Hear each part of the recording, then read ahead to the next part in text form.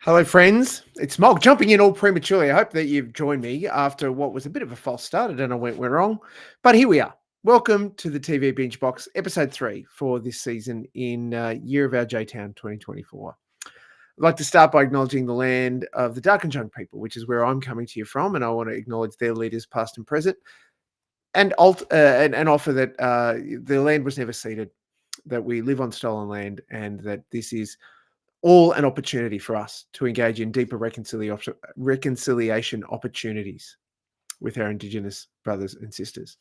Hello, everyone. It's great to be here. I'm your host, Steve Molk.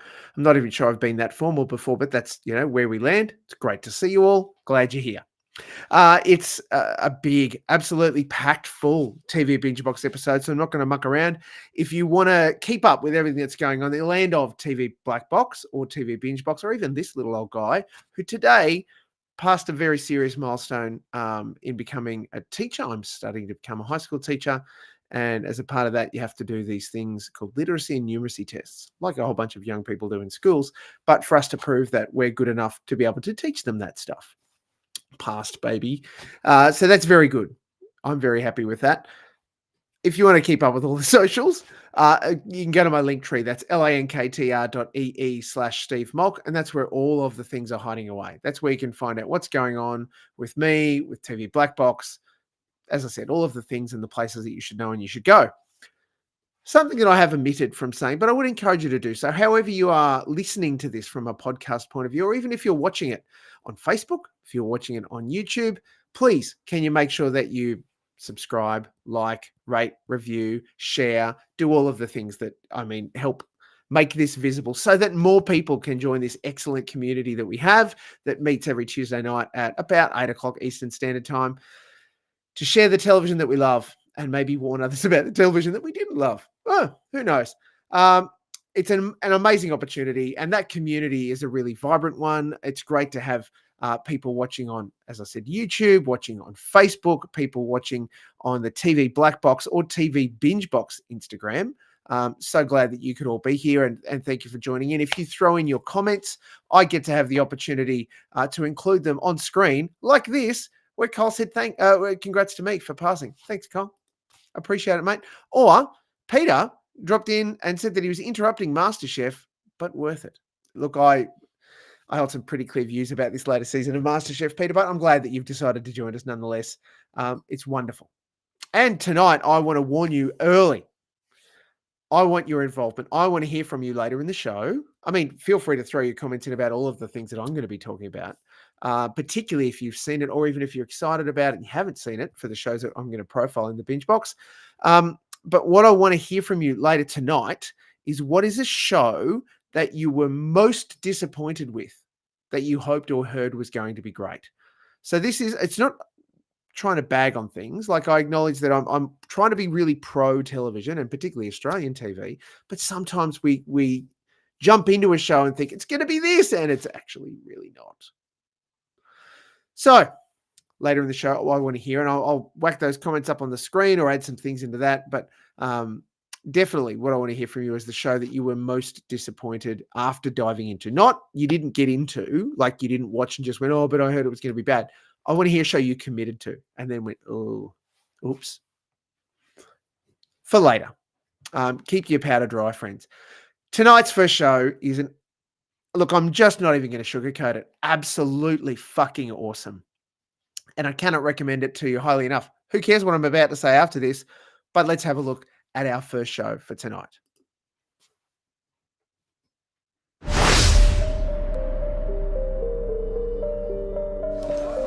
Morning, everyone.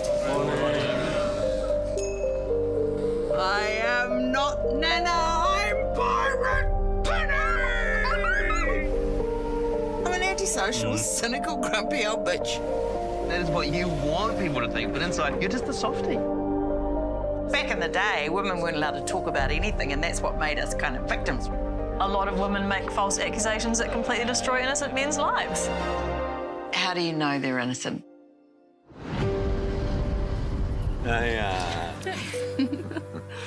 Dad.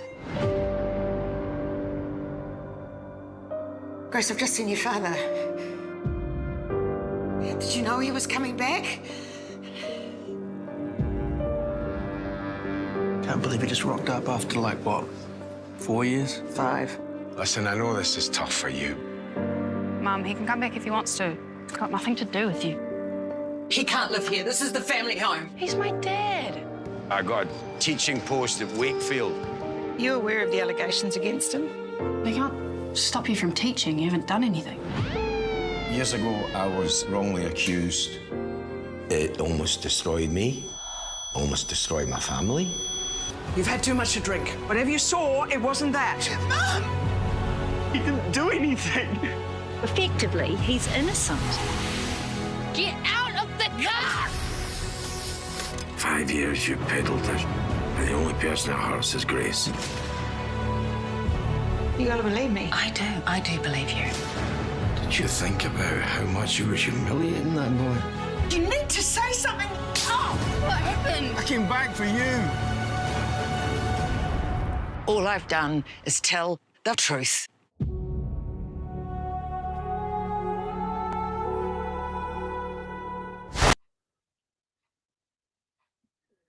Just a big fat wow. Man, After the Party is incredible television. You saw in the trailer there sort of a hint. And look, I can promise you tonight, absolutely no spoilers, because this show, all of the shows that we're going to talk about, but particularly this show, is one of those incredible stories that you just need to experience. It's visceral, the response and the emotions and the feelings that you'll have in watching After the Party. Penny, played by Robin Malcolm, who you can see on the screen for those watching, her world implodes when she accuses her husband, Phil, Peter Mullen, who's a bloody great actor, of a sex crime against her daughter's teenage friend. And nobody believes her. What a position to be in, right? 5 years later, he returns from Scotland and moves in with Penny's daughter, Grace, played by Tara Canton, and grandchild. Grace begs her mum to put the past behind them. But when Phil takes up a teaching position, Penny is again compelled to prove his guilt. She wants to protect the young people, reopening barely covered wounds in those around her and causing Grace, particularly her daughter, to cut her out of her life.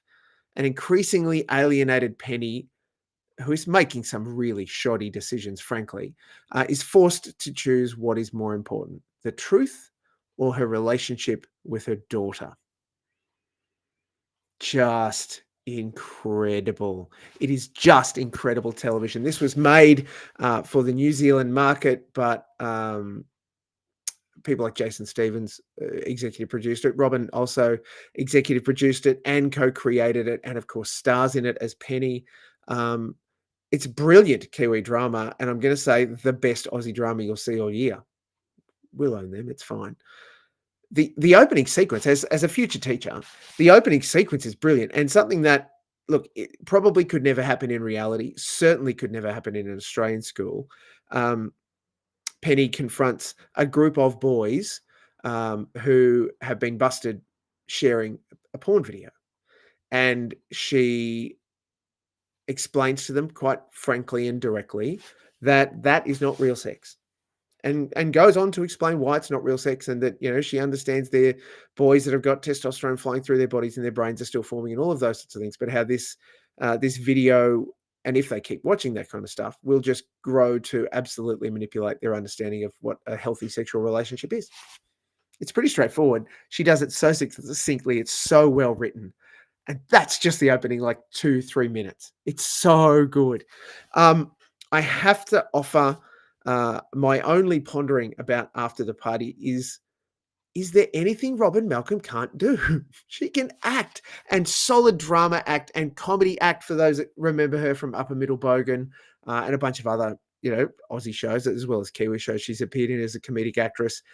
Phenomenal drama actress, as we see Penny just unravel across the episodes of After the Party. This is exactly the kind of drama that we should be demanding of our streamers, of our Australian commercial TV networks. I'll bang this drum early so I don't have to do it for the rest of the show. It's just fucking great. And this is the standard for Australian and New Zealand. When I say that, it's of course across the ditch as well. The standard for drama that we should be achieving, and we can achieve, and we do achieve more often than not.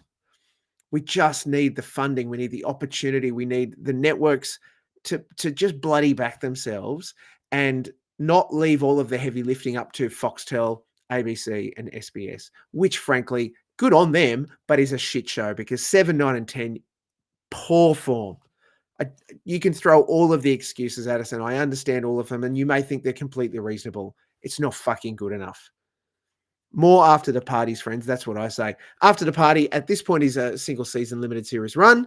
Stars Robin Malcolm, Peter Mullen, Tara Kenton, as I said. Also stars Els Carrad, Ian Blackburn, Dino Gorman, Tania Hecke. It's a ripping Kiwi cast. You would just be crazy to not lock away 6 hours, whether you're going to do it. And I do encourage you to break it up because it is a lot to consume emotionally, and it's a lot to consume in just processing it. I would even offer that there's benefit in watching a couple of episodes and just pondering it, talking to someone about it, just enjoying the questions that you have. If you haven't seen After the Party, I envy you because the discoveries and the thoughts that you'll have about watching this, that you get to watch for the first time. That's why I envy you, because now I've seen it, and I'm sure others that have seen it will agree with me.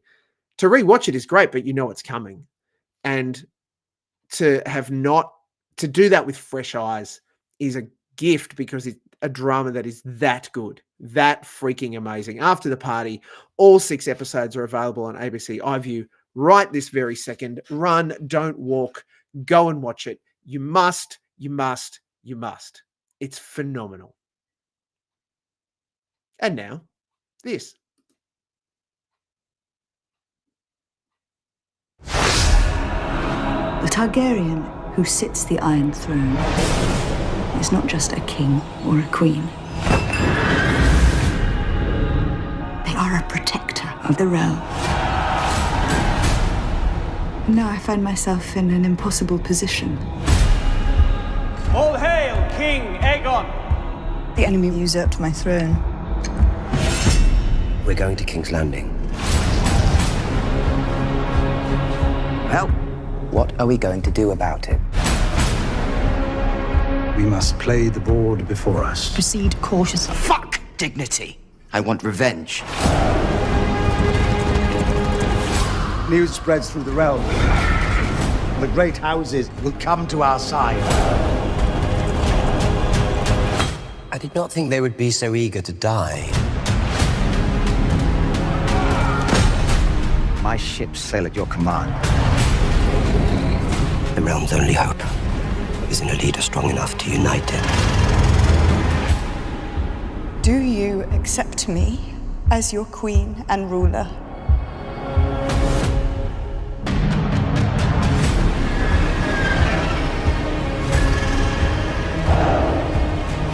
This senseless war must end.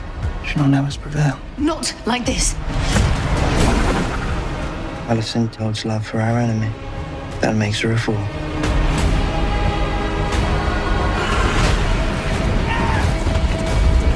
The enemy without may be fought with swords.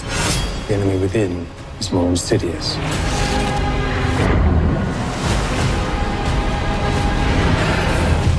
There is more than one way to fight a war.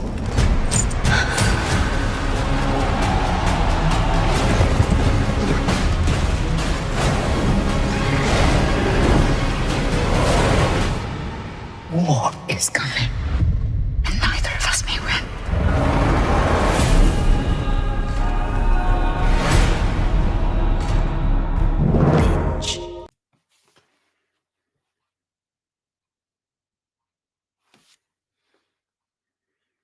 Wow, the lag tonight. Wow. Come on, friends. I apologize also if that meant that YouTube just suddenly had a panic attack and went, I can't show that, like last week. That's the only thing I can think of. They went, oh, it's a HBO show. We can't show it. Yeah, sorry. House of the Dragon is back for season 2. It kicked off this week on Binge and Fox Showcase here in Australia. And if you're a fan of what was the biggest TV show, honestly, in the last 10 years in Australia, Game of Thrones, this prequel series, I'm going to say, had a bit of a faltering start in season 1. It had a lot to set up. It is a prequel series, and not like here's the younger characters that we saw in Game of Thrones. We're talking generations before. We're going back to set up really half of the characters that they talked about in history from Game of Thrones are characters in House of the Dragon. The same creative team are behind it, and HBO are just pouring money into VATs and shipping it to Europe to make this program. It is absolutely incredible. I don't think there's a TV show as big as this. There's certainly movies. This would eclipse many movie budgets for sure. Season 2 for mine is newer, better, improved, and it even has a brand new improved opening credit sequence, which it needed to, because season 1's was a bit how's your father after the epicness of what we grew to love as Game of Thrones and its little kludgy wind up Keystone kind of situation. This has moved into like a weaving situation, and it works really great. But that's not really what this is about. This is another round of my favorite Flagons, Wagons, and Dragons show, and it is epic in every sense. As you can see from the trailer, there are lots of extras. Guaranteed there is heaps and heaps and heaps of green screen because dragons don't exist. Sorry to ruin that for you, friends. But also, some of the literal epicness is just as easy to have 30 people turn into 3,000. We're behind the looking glass here, people. War is imminent. There is no question. The whole of House Targaryen versus House Targaryen, those guys. Look, everybody is fighting because, frankly, it is a choice between king or queen. And we met our main protagonist women, one of who claims to be the queen, and her best friend, who is now the mother of the king in King's Landing. So sits the Iron Throne, but of course the queen, that would be queen, king, does not. And so it just bubbles along in this early stages of who's on whose side and what is it going to look like. I put the woman who would be queen versus the man-child king who rules King's Landing. That's pretty much the size of it. And while war is imminent, war is inevitable. I don't think it's unfair in saying that. That's going to be what we're staring down for at least this season, if not the rest of the series. I will offer, Westeros has never been more bold and the beautiful. There are lots of penises. There are lots of boobies, the occasional vagina. Like, it's the standard, Game of Thrones playbook in that regard. It is the kind of drama that moves at a snail's pace, but it couldn't be more luscious, and that's exactly why we love it. Because it does have these moments. The best part is because it's largely these two protagonist-antagonist situation, king versus queen relatives, that it means we're not, part of the problem for Game of Thrones was that it would just jump around the realm, and you could spend half an episode talking to this guy that meant nothing for 3 episodes, and then all of a sudden he dies, or like that kind of stuff. This is still very much those two camps. Very strongly, we know we're talking to these guys, or we know we're talking to these guys, and they are all talking about these guys, and they are all talking about the other mob as well. And there is subterfuge, and there is attempts on people's life, and there is dragon fights, and there's dragons killing people, and the dragons are a big part of it because they all talk about the power that the dragons give them and the benefit and the energy. There is heaps of he said, she said. But that's the nature of the beast, isn't it? And it's definitely House 1 versus House 2, almost like a medieval The Block, for what it's worth. But the interesting thing is, for mine, that I think it is the glory of House of the Dragon that delivers to us what is possible when networks want to throw a gajillion $1 billion at things. We get to benefit from that. Returning in the cast for House of the Dragon, Matt Smith, Olivia Cook, Emma Darcy, Eve Best, Steve Toussaint, Rhys Ifans, who is, for mine, he's kind of the gold in this. Matt Smith is great. Olivia Cook is great. They're all amazing. Rhys Ifans is delicious as the Hand of the King and is really quite good. Nonetheless, here we have a whole bunch of new people joining the cast as well. Gail Rankin, Freddie Fox, Simon Russell Beale, Clinton Liberty, Kieran Bew, Tom Bennett, and most of them are sirs, coming to fight the wars and doing those things. House of the Dragon Season 2 is 10 episodes long. The first episode premiered this week on Binge and on Fox Showcase. They're dropping weekly, and you can enjoy them Monday when they drop here in Australia because they're a Sunday night show in the US on Binge on Fox Showcase. House of the Dragon, I'm in. Loving it, sick. I'm getting involved in it. Do it. I've just been alerted, as I expected, that me even just showing this trailer has freaked out YouTube, and so they've dropped the whole shebang, possibly even on Facebook. Who knows? Friends, I'll have a look at it while I run the next trailer. I'm sorry for this. This is the ludicrousness of what this looks like when you're trying to broadcast a review show talking about the content that you're watching, and you want to give it some context by showing the trailer, even without audio. I know you can't do that. You're infringing on copyright. Fuck off. Let's get on to something that is very different.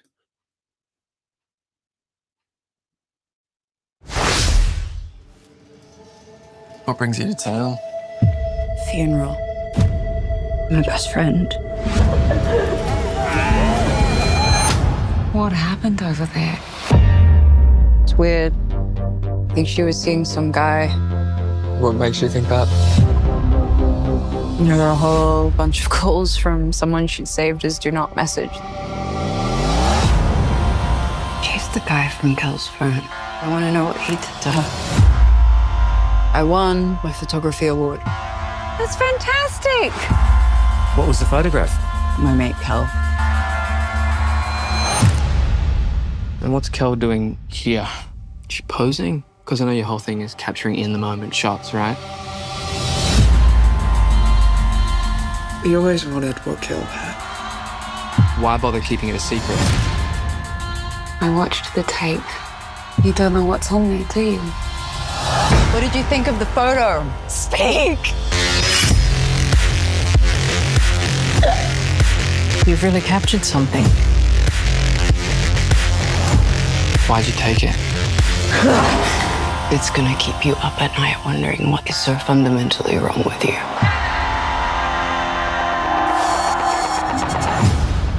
I want you to see what you did.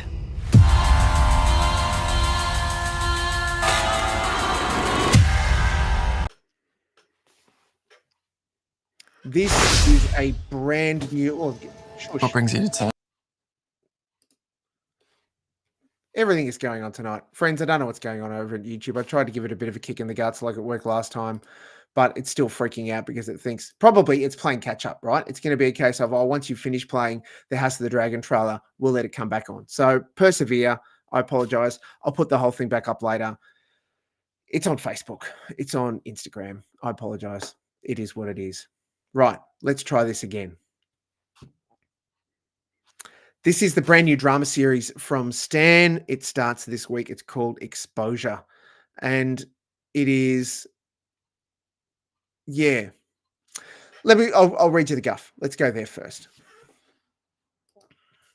The series follows photographer Jax Gould, played by Alice Englert, who returns to her hometown of Port Kembla on the south coast of New South Wales after the death of her friend to discover the hidden secrets of their relationship and the truth behind the tragedy. Believing the corrosive actions of a man pushed her friend over the edge, Jax throws herself out as bait, beginning an investigation that becomes an obsessive, impulsive pursuit.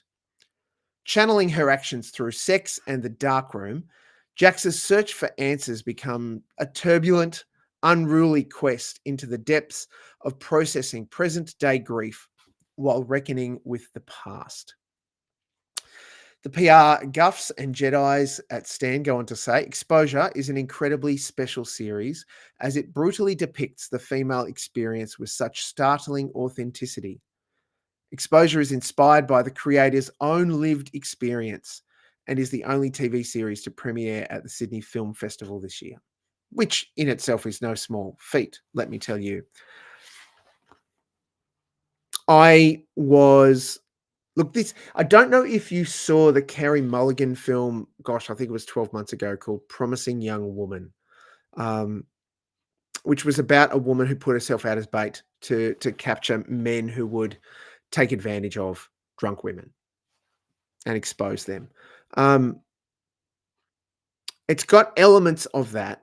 And in and of itself, as a piece of fictional storytelling, it's brutal and hard and was everything that I could not relate to because, look, I'm a 50-year-old man and this is the tale of 20-something women.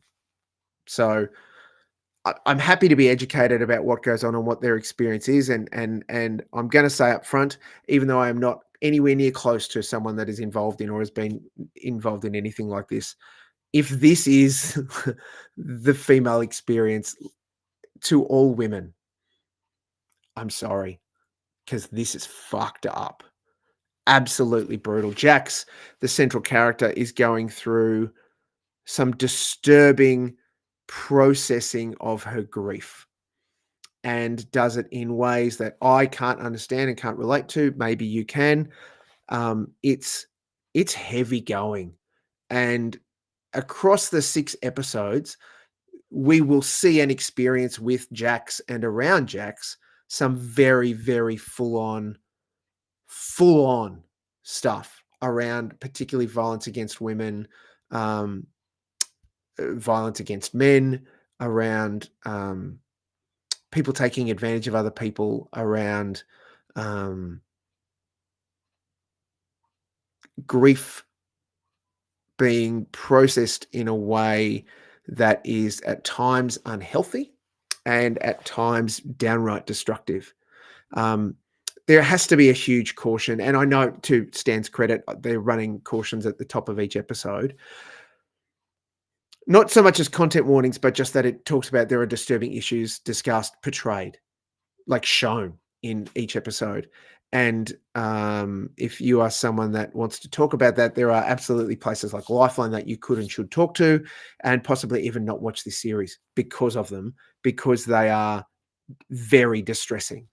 The thing that I come away with as a 50-something bloke, right, privileged in all of my opportunity and position, through no means of other than just being a white guy in Australia, there is so much pain that Jax feels in her friend's death, and so much grief that she cannot reconcile, that we see played out in this. And I am, again, trying to stay away from spoilers, but just acknowledging it is laden with pain and laden with hurt. It left me feeling really uncomfortable. And that's probably a good thing, given, again, the nature of the content. I'm not supposed to come on and go, cheers. Not for the subject matter, but more for how it was portrayed. And that's where I just get, I can't relate to that. And if that is people's lived reality, holy shit.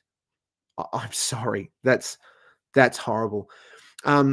Therapy as TV is not healthy for anyone. And it did actually make me wonder a little bit. And I'm sure that the person who created this show has spent, clearly, to come up with the show, spent some time working with people, helping them process that this was a similar to their lived experience. Fuck me. Like, my heart goes out to them in that regard. This series is pretty incredible. And by incredible, I mean devastating. It is just, it's tough going, friends. It's not important in the way that some shows, talk to us about the human condition and reveal things in ways that are a little bit more gentle or even challenging because of the fact that they show them to us in that's not our experience, but surprise. This is just like 2 fists deep. It is hard going. It is difficult, horrible, not because it's bad, but horrible because of the subject matter, and extremely challenging television.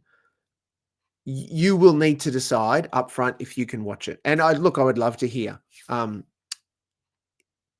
independent of my thoughts and reviews, if you do go and watch it, what did you think? Tell me later, because it doesn't launch until later this week. The cast has a pretty rocking cast, quite frankly. Alice Englert, as I said, Mia Artemis stars as Jax's friend who passes away. That's not a spoiler. That is central to the whole story.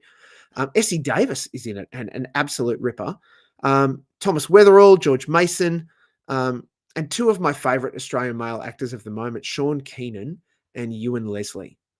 They are brilliant in their roles in this, as are our lead, really three women, frankly, in Alice, Mia, and Essie. It's, yeah. I mean, I don't want to say good luck, because it's challenging, and it should be challenging because it talks about challenging things. Do not come into this thinking, oh, but Molk, it's, we've all seen that, or somebody something. No, whatever you think you've seen and look, you might be into some rough stuff and it might be okay for you. I am not. I don't like horror. This is not horror. But I just can't deal with, I found it very difficult to watch some of the depictions and portrayals of what both happens to Jax and what Jax does. Pop Kembla looks as intimidating as it should. Sydney looks lovely and looks as intimidating as it should. And some of the scenes that they are involved in some of those places look as scary as they fucking should be, because there is no human way that anyone should be subjected to some of the stuff that goes on. And yet here we are, friends. That's Exposure. 6 episodes. It starts this Thursday, the 20th of June, on Stan. Apparently YouTube's back, as I expected. It'll be because they House the Dragon bullshit. Ugh, fucking HBO. What a pain in the ass they can be. Let's move on to something that is a little lighter and hopefully something that will buoy your spirits. Look who's joining Taskmaster this season. Bring in the thing you would marry if you could. Well, I said... yeah, but I haven't been asked, so whatever! A comedy couple, Anne Edmonds and Lloyd Langford, up for the task. Wear water from the shower. And transport it to that bath there. Where's the shower? Was hoping that would be a shower. Am I going to fail the task because I can't find the shower? Where's the shower? You and Lloyd live in the same household and you both found it really hard to find the shower. How often do you shower at home? We don't have showers, we have the hose in the backyard. Anne and Lloyd join Taskmaster, coming to Thursdays on 10 and 10 Plus. Oh, look honestly. Seriously, Molk, better preparation next time, please. It will come as no surprise that I'm a fan of Taskmaster. I think I mentioned it as one of my red hot tips on the Bingebox and the TV Blackbox podcast not long before we wrap that up. The UK series has been so good. 18 seasons. The 18th season is soon to start. So consume that any way you can. In Australia, I think it's here on Binge if you want to watch it there. The New Zealand series has run 7 seasons, I think. And it's just as bloody hilarious. And for this comedy nerd, it introduced me to a whole bunch of Kiwi comedians I'd never heard of. And look, I now follow a bunch of them on TikTok or in all sorts of places. It's so fun, so fun. To have the Australian version come in, I was skeptical at the announcement, particularly because, and I'm sorry, this is not an intention to bash 10 by any stretch, because it was on 10. Now, if it had been on 10 of like 2005 or 10 of 1996, I would have said perfect fit, makes complete sense. 10 will smash this. But because 10 have been up against it in more ways than one and have really struggled to deliver us some decent content, it makes sense that you would think I should be skeptical. I was absolutely calmed into it, knowing that Tom Gleeson and Tom Cashman would be the Taskmaster and the Taskmaster's assistants. And both of them put their own stamp on the show, as they rightly should. However, I just want to make just a quick comparison between, and I want to talk about the series, but I just need to note this. Greg Davies has had 17 seasons broadcast, 18 filmed, to find his place as the Taskmaster. And friends, if you do what I did, and I binged like all 16 leading into the 17th this year over the summer holidays, you see him generatively grow and find his mark so neatly. It's perfection. Just seeing Greg Davies as the Taskmaster develop. And Alex Horne, who is the brains behind all of this, little Alex Horne, he created Taskmaster. And I hope they're just backing up dump trucks of money to his house and pouring it out on his driveway because he deserves it. It's so fun. It's so good. They make a great pairing. Allegedly, Alex said that he had Greg in mind when he was creating it. He thought of no one else to be the Taskmaster. I mean, bloody hell. What a gift of a role, frankly. In the New Zealand version, so let's just focus in on the assistants. Paul Williams is the New Zealand assistant, and I admit I had not heard of Paul prior to me watching him on Taskmaster New Zealand, and I'm so glad I discovered him. Go and listen to his Willosophy episode with Will Anderson. Watch Taskmaster New Zealand. It's so funny, as much for any reason as because Paul, the role of the Taskmaster assistant is to yes and he yes ands so great. He just lets it all happen, and it's so delightful. Paul is lovely, and he's brilliant, and it's so good. And what I love about Tom Cashman, we have 3 different people in that Taskmaster assistant's role, and I can't rank them.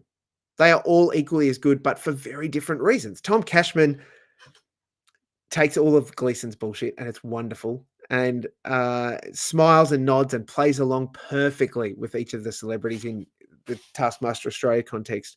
And that's why this show works. I was fortunate enough to have some conversation with Will Anderson about this before he appeared on the show. And I agree with him. The thing that makes Taskmaster work is that it's actually about having each of the 5 central comedian participants. It's to show them just think as laterally as they can, do whatever it is that they do.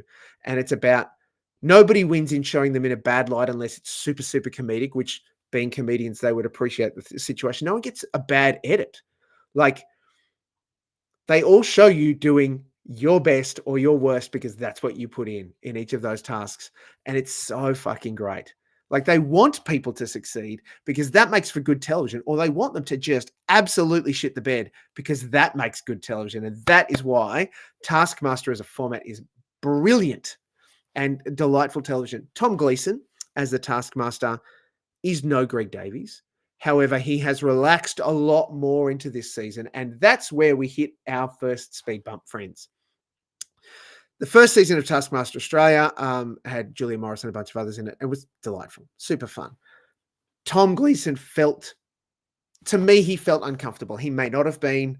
He may have been very comfortable in his environment. It just felt very much like he was leaning too much on the auto cue, whether he was told to, or that was just his situation, or that was his delivery. It just felt too stilted. First season, I'll give him his legs. You can't compare it to Greg. 18 seasons in, you see where I'm going with this. What we're seeing is technically season 3. So there is a second season that is completely in the can that, for reasons only known to Channel 10, they went, we will take this series with Will Lloyd, Josh, Jenny, and Anne and broadcast it as season 2, which means that the season 2 series that has, I think from memory, Pete Hellier and Mel Buttle and obviously 3 other comedians, has been shunted. We'll come straight off the back of this. As I understand it, 10 are going to keep Thursday 7:30 as Taskmaster for the next, now remaining 15 weeks. So yay for us. Awesome. But what we'll see is that Tom Gleason is far more relaxed as the Taskmaster in this series, and we benefit from that. And whether it's because he's obviously good friends with Will, and he's gigged a fair bit, done a lot of work with the others on the in the participants. He knows them. There's a familiarity that plays off it, and that when Gleason steps away from the hardened persona of being the Taskmaster, he didn't laugh very much in the first season, and he laughs a lot in this season, which is, I think, part of the charm of it. He's involving himself in the fun, even though he has to make the hard decisions, and he is throwing some great quips and hard lines at people, doing his, punching down comedy that he does so well. It's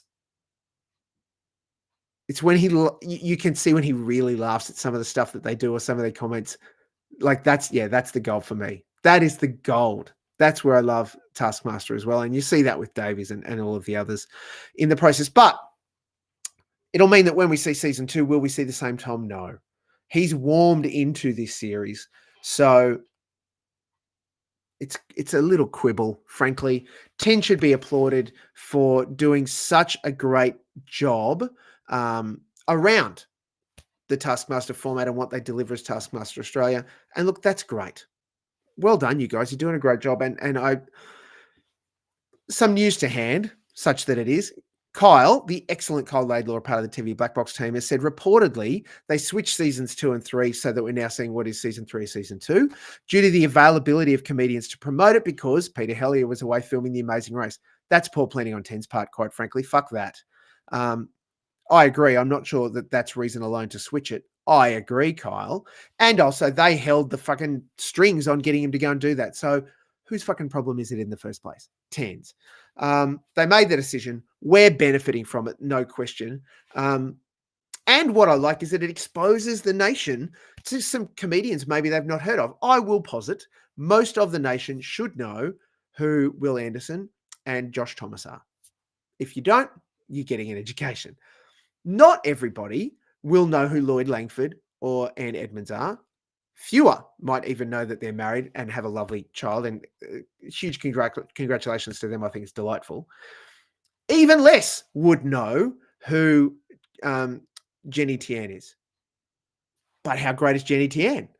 And what I love, again, the benefit of Will having access to all these people in his Willosophy podcast is he's recording episodes with each of them and dropping it out and talking a bit about their Taskmaster experience and those sorts of things. So I commend that to you, friends. It's in the Everyone Relax feed in competition with the very successful TV Bingebox. Fuck off. Don't even think about unsubscribing. Just go and additionally subscribe. It's worth it. Taskmaster Australia this season, Tom Gleeson, Tom Cashman as Taskmaster and Assistant, respectively, Anne Edmonds, Lloyd Langford, Josh Thomas, Jenny Tian, and Will Anderson. It's just bloody funny, and it is good fun, and it is something that everyone can watch. And frankly, it inspires me as a teacher to engage young people in the same way with these kinds of challenges. How can we think laterally? How can we encourage them to do both silly things and creative things and funny things and creative things? Who knows what that's going to do when Molk gets his teacher on.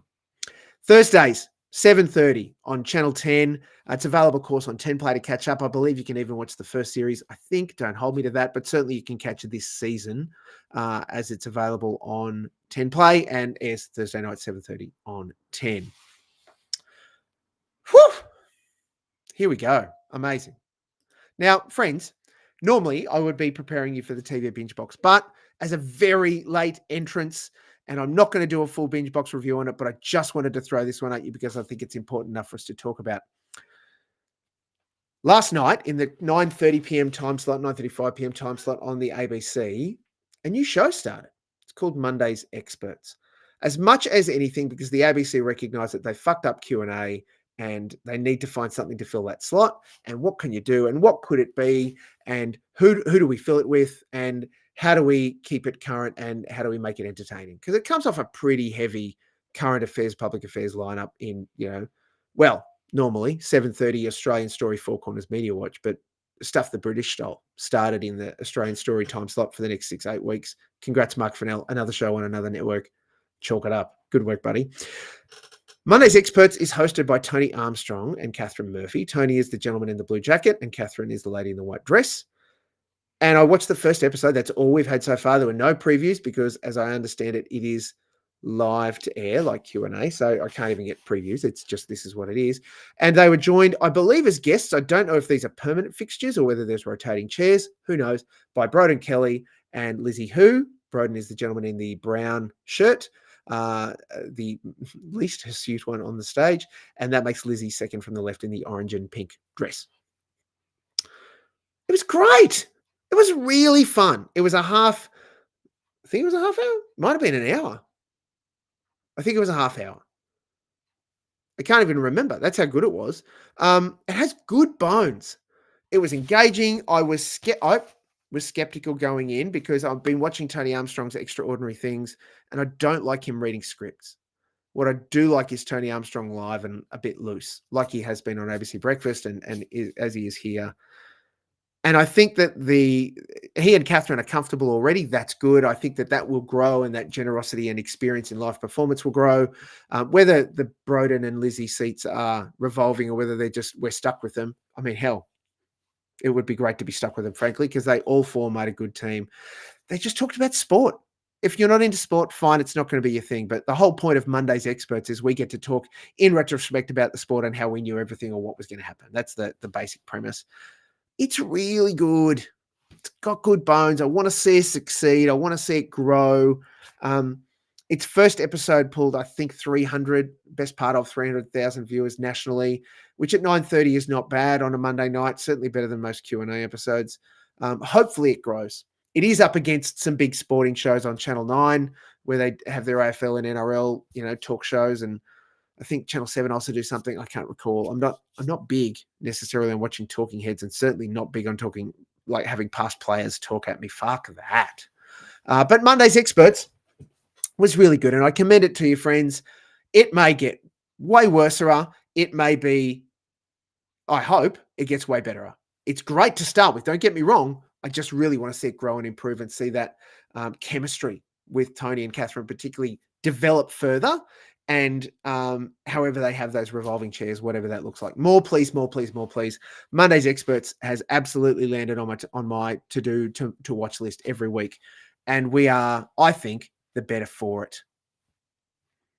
So, friends, as I said at the top of the show, I'm loving the comments that are coming through, just by the way. There's all sorts of things. Like here's one from Jimmy, who threw in this one. Not many generic sports programs in prime time these days. I hope it grows. He is very true. We're either very specific, the NRL or the AFL or lawn bowls. Nothing that is generic and let's cover all sports. And look, they even had guests, which was bloody great, I thought. Matt Horton showing just how big his hands are. What I want to hear from you, for those that are watching and can comment on Facebook or on YouTube. I'm sorry for those on Instagram. I can't include your comments on screen, but I will include you certainly. I want to know the show that you jumped into hoping it was great or expecting it to be great, and it was a disappointment and you didn't like it. You can even share, and let's be generous here, share maybe why you didn't like it. It can be you, and maybe the subject matter. It may be that you thought it was A and it was B. But let's be generous. Let's judge about, oh, shit, because they're so definitive. It. I'm not into that. But I do want to hear, what's the show that you watched that you were really hoping to be great, but you were disappointed with? That would be really good. Meanwhile, I just want to throw in, because there actually have been some comments on Instagram, but they have almost flown past us. Let's have a look here. Do you have any, this is from Pete, again, I think it's Pete Taylor. Molk, do you have any tips on shows we might have overlooked in the previous years? Pete, the answer is yes. I have plenty. I have lists. Perhaps that could be the final episode of the Binge Box this season, where I just go, here is everything you missed and you need to watch from an educative point of view. But I'll start absolutely top line with The Wire and with Breaking Bad. Like, if you have not seen those two shows, they really set a standard for the last 20 years of drama coming out of the States, any part of the English-speaking world. Throw in some Vigil, throw in, Jesus, and heaps of good Aussie drama, The Newsreader, Total Control, Mystery Road Origin. Like there's, too much. Not for now, but for later. So want to hear the show that you started to watch, but were disappointed about. However, dear friends, it is time for this week's Up Molks and Down Molks, and I will do my best, because last week I know I didn't. I talked too long about all of them, and we're close coming to the hour, and I need to censor myself. Let's push in. Right. So let's push in. For our first Up Molk or Down Molk, I want to talk about the cheap seats. Season 4 is airing Tuesday nights. In fact, probably right now as I record this live on Channel 10. Look, Melanie Bracewell, Tim McDonald are the hosts. This started in, 24? So it started in 2020, just prior to the pandemic, or really as the pandemic was kicking off. Some people might have known Melody. She's a Kiwi comedian who's done a whole bunch of stuff and now lives here in Australia, does a whole bunch of stuff here. Very few people may have heard of Tim unless you're a Formula One fan. He has certainly a very popular Formula One podcast. I back these guys from episode 1. Same as Monday's Experts. Good bones, good opportunity, good start. And it has just gone strength to strength. Absolutely no surprise that Cheap Seat Season 4 gets a big thumbs up, a big up Molk from me. Tuesday nights, 8:30, 5-ish, 9-ish, somewhere there. Definitely do it. It's worth it. Absolutely. And I'm going to say, this might be a bit controversial. A better performer week on week, not by ratings, but by content, a better performer week on week than Have You Been Paying Attention? Both of them working dog products. Oh, I said it. Second one in the list for Up Molks and Down Molks is Mr. and Mrs. Smith, Season 1. This aired earlier this year on Prime Video and it's been announced that Season 2 will return, but these two, our central characters, Donald Glover and Maya Erskine, will not be returning as the Mr. and Mrs. Smith roles, but other characters, the people that play other characters around them will be. So leaning into what the premise of the show is, they're spies that are thrust together. It's not completely the same as the movie, which is what I think I liked about it. It takes a different approach. It's very good. I think you can see Donald Glover's hands all across it as part of the creative. And I think, yeah, look, I, again, absolutely commend it. It's a big up Molk from me. Mr. and Mrs. Smith was super fun. It ended in a way that was satisfying and unsurprising and yet very surprising and not surprising that they're not returning and allows the story to develop and generate into Season 2. So Mr. and Mrs. Smith, Prime Video. Cool. This one, starring Richard Roxburgh and Rebecca Gibney. We had to have our Rebecca Gibney quotient filled for 2024, and that happens in Prosper, another stand drama. So we picked up a couple this week.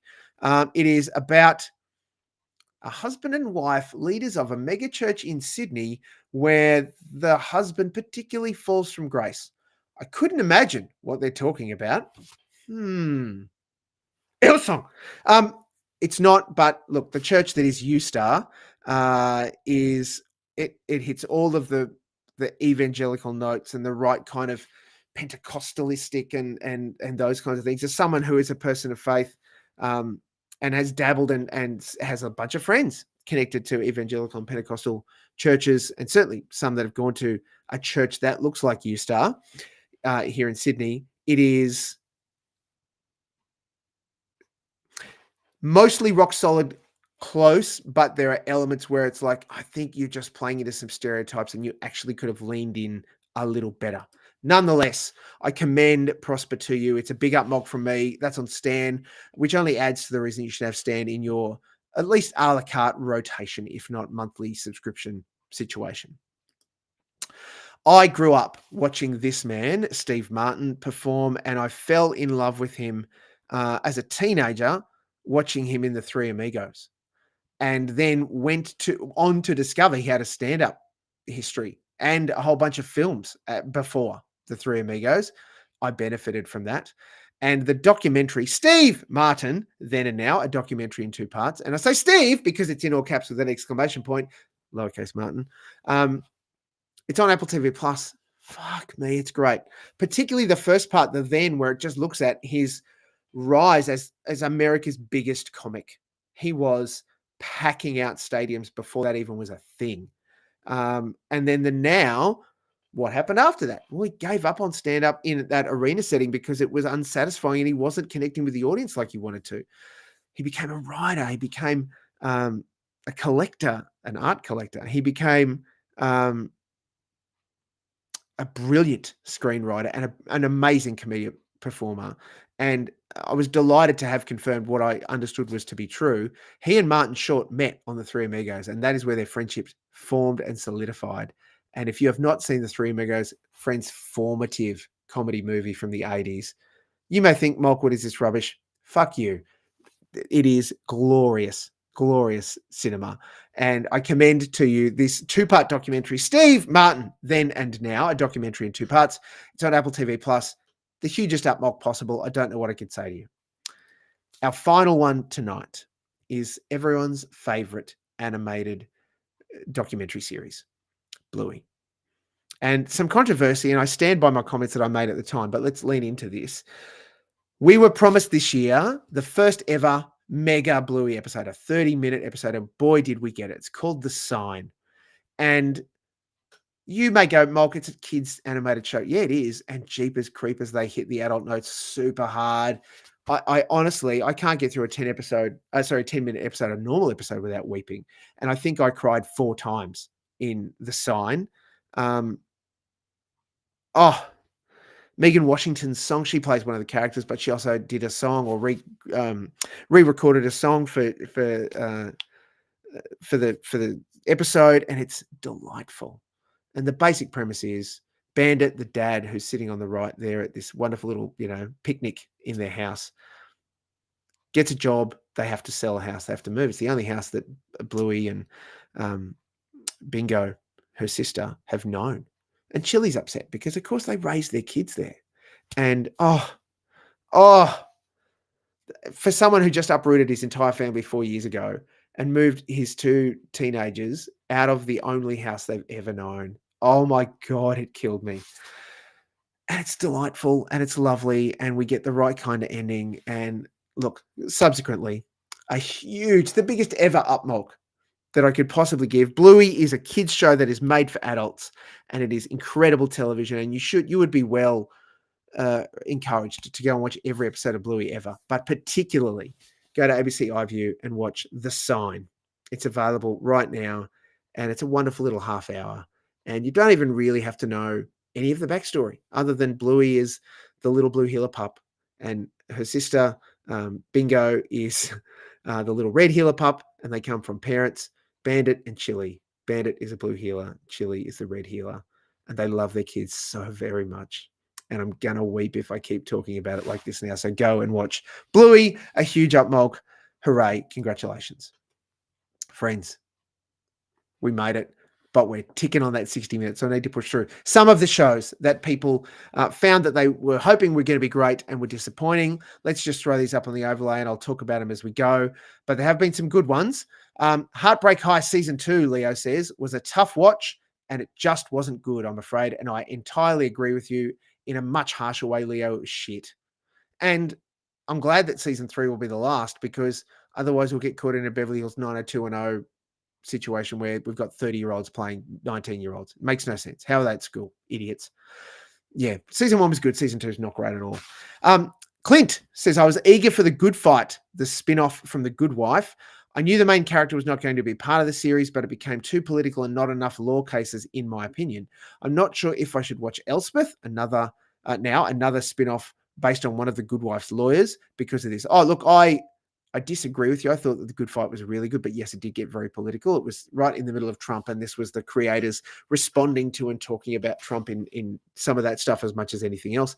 The law stuff was good when they did get to it as well, but it was really about the politics of the business. That was what The Good Fight was about. I encourage you to watch Elspeth. It's absolutely worth it. Absolutely worth it. Joseph said that he watched The Tattooist of Auschwitz. Thumbs up. In the middle, slightly uppish clipped. Great. Thanks, Joseph. And Jimmy says that Steve Martin has not aged since the Three Amigos. That is correct. Christina offers that Yellow Jackets Season 2 was a huge disappointment. It lost so much of the darkness and feeling of dread that Season 1 had. And I think I agree, Christina, because the problem was they gave us the right amount of stuff in Season 1 to keep us connected. But what that meant was that we knew all of the secrets, really. And so Season 2, they had to make up new secrets. That's not helpful, is it? So, friends, there's heaps more flying around. There's heaps going on. I'm so glad that you joined me for the TV Bingebox podcast. Wow. That's been a night. It's all been going on. All of the socials are available on Linktree, linktr.ee/Steve Molk. For all of this, of course, this is going to be produced as a podcast. You can listen to it. You can watch it on TV Blackbox's YouTube and Facebook, and of course on our website itself. Thank you for being a part of the craziness that is all of this. I really appreciate you joining me for another TV Bingebox. Peace out, friends.